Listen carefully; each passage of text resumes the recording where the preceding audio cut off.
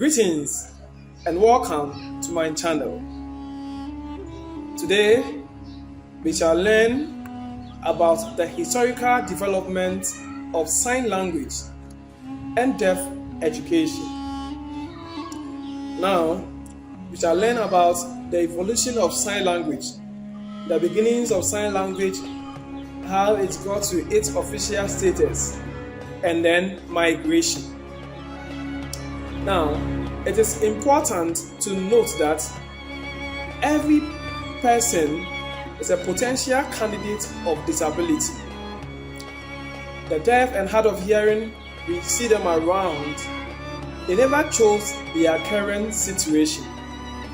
Some of them were born deaf.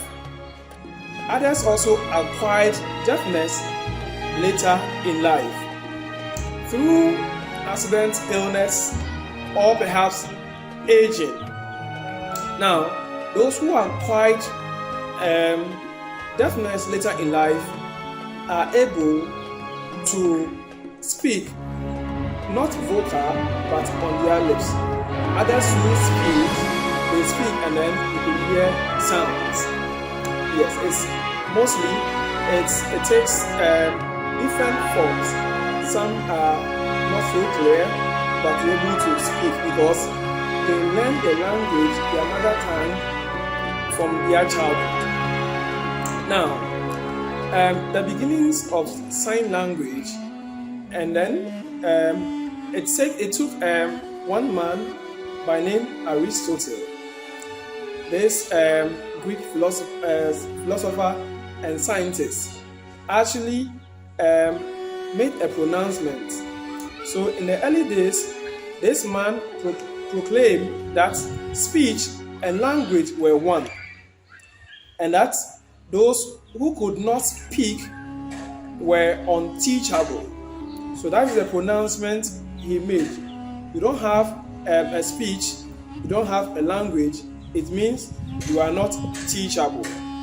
Now, this pronouncement actually lived with the hearing impaired for about 2,000 years. Around the time, in the early days that he made a pronouncement, the deaf were denied citizenship, religious rights. They were often left to die or, for instance, to fend for themselves. Now, this happened in the times of the ancient Greeks. Now, also, the use of sign language was heavily looked down upon. Sign language was not recognized. It was looked down upon and shamed. Now, this continued until the 16th century, during the time of Renaissance, when some educators called to question the statement made by Aristotle. And then from that onwards, the deaf education began to see some positive signs. And when one man by the name Cardano, this Italian physician, Girolamo Cardano, actually broke that curse or spell by Aristotle that stayed with them for about 2,000 years on. Now, Cardano actually proclaimed that the deaf hear by writing and they speak. They hear by reading and they speak by writing. So practical. When they want to read, they take whatever on paper and read. When they want to speak or communicate, they write back to you to give you that feedback. So they read, they hear by reading, and then they speak by what? By writing. Now let's look at certain things about this personality. So Girolamo Cardano is an Italian mathematician and physician. This man played a significant role in the history of deaf education. He discovered in the 1900s that deaf were educable by using written words or code and symbols. Now, before his theory, people believed that it was impossible to learn without hearing and speaking first. It was impossible. And then Cardano is the first to argue that deaf people can hear, can learn how to read and how to write first, even before learning how to speak. Now, Cardano used his methods for deaf education to teach his own son. So, the written words, codes, and symbols, he used them to teach his own deaf, and he was able to prove his argument right that the deaf and hard of hearing are teachable and educable. Now, from there, let's move on to another personality by the name Pedro Ponce de Leon. Now, this man lived in the 16th century as a Spanish monk, and then this man started the first deaf school ever recorded in history. He's the first to have been recognized as a teacher of the deaf. Now, Pedro Ponce de Leon used his teaching methods, which was basically finger spelling and gestures. He started teaching forms of communication they normally use during their vow of silence, and then basically those has to do with gestures. So using gestures, for instance, when he does this, we presume that everyone should go down, everyone should be seated. And when the hands goes up, that's another presumption that we should be upstanding or we should all go up. So, Pedro Ponce de Leon worked, actually paved way for the creation and instruction of a formal sign language and deaf education. So, he actually did a great job. Now, when he left the scene, another man took his stead, and this man is Juan Pablo de Bonet. Juan Pablo de Bonet is also a Spanish priest and a linguist. This man was inspired by the works of Pedro Ponce de Leon. So Juan Pablo actually followed the monk's footsteps and expanded upon his methods of educating the hearing impaired. Now, the methods that was introduced by Juan Pablo to teach the deaf were writing, speech reading. You speak, somebody reads the lips and gets what you are saying, and then his manual alphabet. Now, it's on record that Juan Pablo de Bonet actually created the first recognized manual alphabet system in 1620. So that is also something that we have to acknowledge. Now, let's talk about the history of the first official sign language. Abbe Charles Michel de L'Épée, a French Catholic priest in Paris. This man is recognized as an early and ardent advocate for deaf rights. He is also known as the father of deaf education. Now, this man actually established the first National Institute for Deaf and Mute in 1755 in Paris. And that's the first public deaf school ever recorded in history, that is in France. Now, Abbe Charles Michel de L'Épée actually educated the deaf using standardized sign language that he developed. And then how did he do that? He actually, when he established the school, he actually open for that formal school session, and then he invited all deaf around to come to be taught. And then all the students who came to the school, they actually came with them some variation of sign language they use in their communication at home. So they actually brought those ones together, and then those ones were used to communicate in the school. So what happened was that when they came, he adapted these signs and then created the standard sign based on those variations. Now, this standardized sign language later became known as the French Sign Language and was widely used in Europe. So that is little or something that we can talk about Abbe Charles Michael Gallaudet. Now, still talking about Abbe Charles, let's talk about another prominent personality who is Samuel Heinrich. Samuel Heinrich is a German army officer, and then this man is prominent deaf educator who lived in the 1700s, and then he lived around the same time or period with Abbe Charles Michael Gallaudet. Now, this man did not use the manual methods of communication. However, he taught speech and then speech reading, that is known as the oral method of communication without the use of sign language or finger spelling.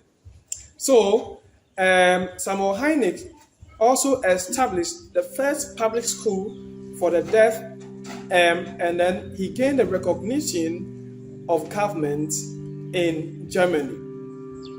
Now, it is worthy to note that the teaching methods developed by Abbe Charles Michael Gallaudet and then Samuel Heinrich has formed the foundation of today's concepts of total communication that espouses the use of all means of available communication, including the use of sign language, finger spelling, gesturing, speech reading. We can talk about reading and writing, the use of hearing aids, codes, and symbols and gestures to educate the deaf people. So their contribution has served a great purpose. Now, let's talk about the migration of French Sign Language to the United States. There is this personality by name Thomas Hopkins Gallaudet. This man is a minister of the gospel and an educator. This man actually met a deaf neighbor by name Alice Coxwell, and then Thomas Hopkins Gallaudet recognized the need for deaf education in America. So he traveled to Europe in 1816 to learn about teaching methods for deaf education. He first landed in England to understudy a family by name Braidwood family. So Thomas Braidwood family actually operated many schools for the deaf students in England at the time, and their focus was centered or based on oral methods of education. That is how to master lip reading and speech. And meanwhile, Gallaudet wasn't so satisfied with the oral methods, and then he felt it never produced a desirable result. So, whilst he was in England, there was a conference, and then people from the National School for Deaf and Mute in France actually came to England. So Thomas Hopkins Gallaudet met Abbe Ambrose Sicard, who was then the principal for the deaf school in France. and then the successor of Abbe Charles, Michael de Lepe. Now, he actually came to England with 2 deaf faculty members, and then one of them is Laurent Clerc, and the other is Jean Mesue. Now, these 2 faculty were highly educated and graduates of the National Institute for Deaf and Mute School in Paris. So Thomas actually accompanied them back to France, and then he went there and he studied them, and he learned so much. So when he got there, he learned the formal methods for educating the deaf, and he also learned sign language. So the 2. Now, it got to a time that Thomas felt he needed to go back to the US, the United States of America, and then when the time was due, he actually convinced one of the faculty, that is Laurent Clerc, to go back to the United States with him to establish deaf school. So Laurent Clerc actually accepted the offer. Both of them moved to the United States of America, and they established the school, which is now known as American School for the Deaf in Hartford. That was around 1817.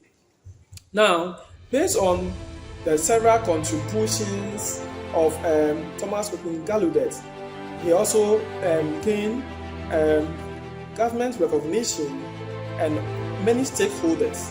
And then later on, he was named after the only deaf school or university in the world as we speak, and the name of that school is Gallaudet University, which is found in the United States of America. Now, let's talk about the faculty, the one that he actually accompanied to the US, and that is Laurent Clerc. Now, Laurent Clerc is a pupil of Jean. Jean is a senior member or a lecturer, let me say, in the National School for Deaf and Mute. Now, Jean taught Laurent, and then Laurent stayed at the school, and upon many tuition or whatever, later on also became a faculty. Now, he graduated from the school, and then on and on and on, and gained that recognition as a faculty. So he travels to the USA with Thomas Hopkins Gallaudet. Now, Laurent Clerc, who traveled with Reverend Thomas Hopkins Gallaudet, is named as the first deaf teacher of deaf students in the USA. He's the first deaf teacher of deaf students in the United States of America. So that is something later we can also talk about the 2 personalities who actually migrated the French Sign Language from France to the United States of America. Now let's consider how sign language and deaf education also migrated from elsewhere to other parts of Africa. Now, it took this man, Reverend Andrew Foster. He was a deaf African American, and then he was a minister of the gospel and an educator. So he's the first known African American deaf person ever received a BA degree or to have graduated from Gallaudet University. Now, he earned a total of about 3 degrees in his lifetime. After his education, he said God called him to be a missionary. So he actually flourished in that respect. So he traveled to Africa to establish schools, to advocate for the deaf, and to make sure they also become that prominent in society. So all the education, whatever he got, he never stayed there to be selfish, but because of his African folks, and then he then migrated the United States of America, ASL, American Sign Language, to Africa. And then from where I sit, he actually came to Ghana around the same time Ghana has gained independence in the year 1957. Now, Reverend Andrew Foster founded the first school for the deaf in Ghana, and then he also established more deaf schools than any other person in the history of deaf education. In total, he established about 32 deaf schools in 13 African nations. Now, Reverend Andrew Foster is also known as the father of deaf education in Africa. Reverend Andrew Foster later died on a battlefield. How did it happen? As part of his missionary zeal, he actually en route from Rwanda to Kenya, and then he met his untimely death. That happened in a tragic plane crash. And then we can say that it happened somewhere on the 3rd of December 1987. Now, it's a sad note though, but because of history, we are to note that his remains, along with those on board with him, were buried near the crash site that was close to Gisni in Rwanda. So this is the path or how deaf education and sign language has evolved. By first of all, starting with the development of the sign, along with its education, developing to its official status, and then its migration. So anytime you want to talk about it, this is the way to go. Thank you very much for your attention.